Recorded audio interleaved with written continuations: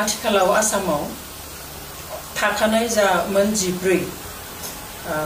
schedule tribe दङ बिसोरनि जेबो खहा जायालासेनो गोदान जा मोनद' हारिफोरनोहाय गोदानै एसटि होनो नागिरनाय बाथ्रा बेनि बेलायाव बुंगासिनो जे जेबो खहा जायालासेनो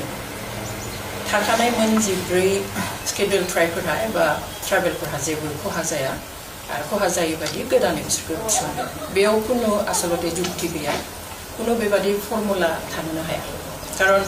भारतनि संबिजितावहाय मोनसेल' एसटिनि बाथ्रा दङ बेवहाय बे खहा जायैनि बाथ्रायानो गैया बेनिखाय जों सानो जे बिथांमोना जायफ्रा नागिरदों बिथांमोना ओबीसी हिसाबै दङ ओबीसी हिसाबैनो बिथांमोनखौ मोर पावार होनांगौ जिखिनि बिथांमोननि जौगानायनि राहा लामा बेफोरखौ नागिरनानै होनांगौ आरो गुबैयै बिथांमोना मानि थाखाय एसटि नागिरदों स्केड्युल ट्राइब जानो नागिरदों बेखौहाय आइडेन्टिफाइ खालामनांगौ जाहोनफोरखौ जे मा जाहोननि थाखाय बिथांमोना गोदानै एसटिआव हाबनो नागिरदों आरो बे जाहोनफोरखौ एसटिआव सोआलासिनो बेफोरखौहाय माबादिहाय सल्भ खालामनो हागोन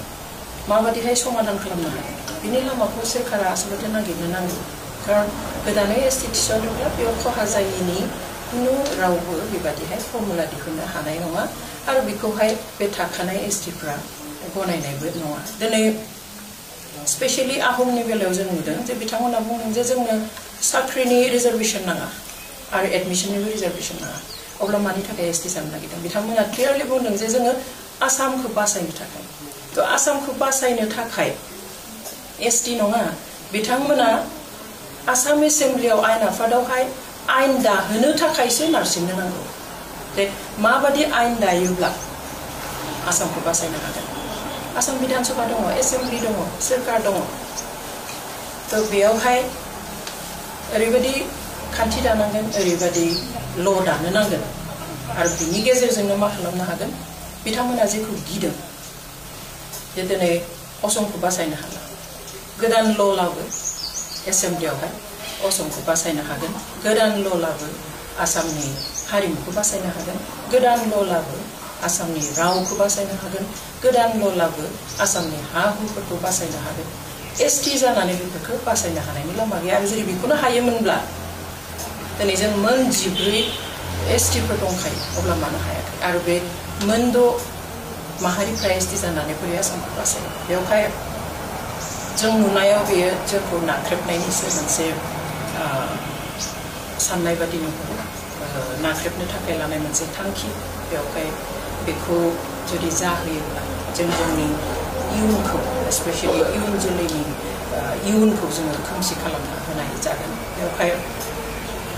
जोंनि जायफोर दैदेनगिरिफोर बिथांमोनाबो साननो नांगोन सोरखारा माबा मोनसे साननानै माबा मोनसे मावोब्ला बे आलादा खोथा रायजो सोरखार आरो सेन्ट्रेल सोरखारा खिन्थु जोंनि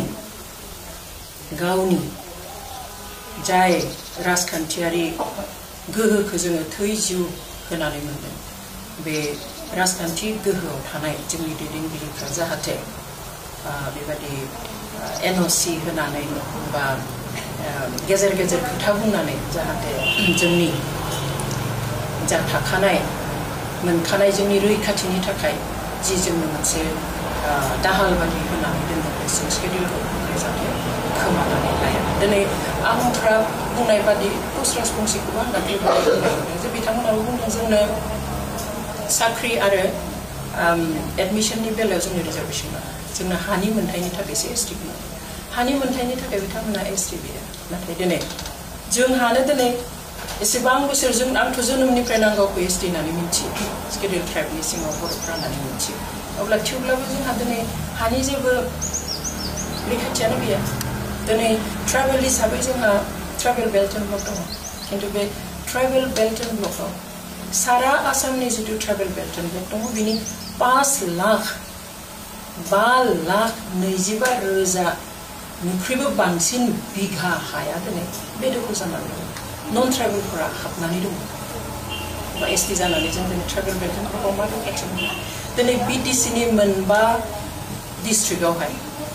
10,000निख्रुइबो बांसिन माने बिघा 80,000 बिघानिख्रुइबो बारा हाखौ दिनै नन ट्राइबेलफोरा कब्जा खालामनानै दङ आरो बेदखल खालामनानै दङ दिनै हाइकर्टआव केस खालामबाय हाइकर्टआ अर्डार होबाय जे ट्राइबेल बेल्ट एन्ड ब्लकनि बे नन ट्राइबेलफ्रा बेदखल खालामना थानायखौ एडिट खालामनांगौ होखारनो नांगौ नाथाय खालामाखिसै दिनै 2019 मायथाइनि 30 डिसेम्बराव मोनसे अर्डार होदोंमोन हाइकर्टआ डिसिफोरखौ दिनै डिडिसि सरकारखौ आसाम सरकारखौ जे बे दखलि जायफोरा आयेन बेरेखायै ट्राइबेलफोरनि हाखौ दखल खालामनानै बेफोरखौहाय गासैखौबो होखारनो नांगौ आरो बे हाफोरखौ उदां खालामनानै ट्राइबेलफोरनो होफिननो नांगौ दिनैसिम खालामाखिसै अब्ला बिथांमोना एसटि जानानैनो हानि रैखाथि मोनगोन होननानै बोरै सानगोन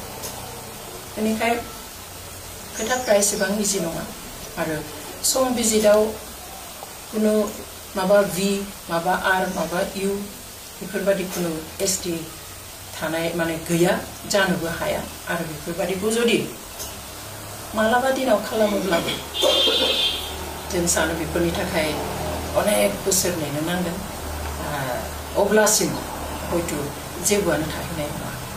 खालि जोंनि गेजेराव बे नांलाय खमलायफोरा जालायबाय थागोन दिनै बायदिसिना गिदिर गिदिर इस्युनिफ्राय डाइभार्ट खालामनानै जोंनि जि मोन्थाय बेखौ दिनै लोरबां खालामनो नागिरदों बेखौ जोंनिफ्रायबो स्टेन्डखौ जोङो क्लियार खालामो आरो बेखौहाय दिनैनि खोथा नङा आं पार्सनेलि हिसाबैबो आं गोबां बोसोरनि आगोलनिफ्रायनो बे जिथु प्रप'जाल फैबाय थादों बे प्रप'जालनि बेरेखा आं बुंगासिनो बिथांमोननि जौगानायनि बेरेखा जों नङा नाथाय जि जाहोनफ्राव बिसोर नागिरदों बे जाहोननि थाखाय एसटि जानांगौनि जेबो गोनांथि गैया बेनिखायनो जों सानो जे खालि जोंखौ मोनसे हारासमेन्ट होनाय जों ओरैनोबो जोंहा जेबो गैखाया आरो गैयिखायनो जोंनि रैखाथिनि थाखाय बे बेबस्थाखौ खालामदों आरो दिनै बे बेबस्थायाव जुदि जों खालि 45 लाखसोल' मानसि दङ 14टा मोन 14 एसटि ट्राइब्सफोरनि गेजेराव ओजों जायफ्रा बिदों 6टाल' जानो हागौ जन'गोष्ठिया नाथाय बेयाव 1.5 कोटि आसामनि टटेल पपुलेसन जेसेबां जोंहा आसामाव अनजिमा दङ सुबुं अनजिमा बिनि खावसेयानो बेयाव हाबनानै दङ अब्ला माबादि बेलेन्स जानो बे 45 लाख आरो 1.5 कोटिनिख्रुइबो बारा बोरै बेलेन्स जानो बोरै गसंथानो हानाय जानो अरिजिनेल ट्राइबेलफ्रा बेवहाय बे कुनु पथे सम्भब जाया जुदि बिथांमोना माखौबा गिदोंब्ला मानिबा थाखाय दिनै असमिया बा आसामा जोबनोसै बा थ्रेट फैदों होननानै सानदोंबा बे थ्रेटफोरखौ आइडेन्टिफाइ खालामो आरो बे थ्रेटआ जोंनिफ्राय फैयाखै बेवहाय बेखौ रोखा जानांगोन आरो बिथांमोनाबो बुजिनो नांगोन दिनै जुदि जों नायो जे आसामाव जुदि जोङो मोनसे कमिउनिटिनि हारिखौ जुदि जोङो बिजिरनानै नायोब्ला आहमनि गेजेरावनो जोङो बयनिख्रुइ सिंगल मोनसे कमिउनिटि हिसाबै बिथांमोनानो बयनिख्रुइ गोजौ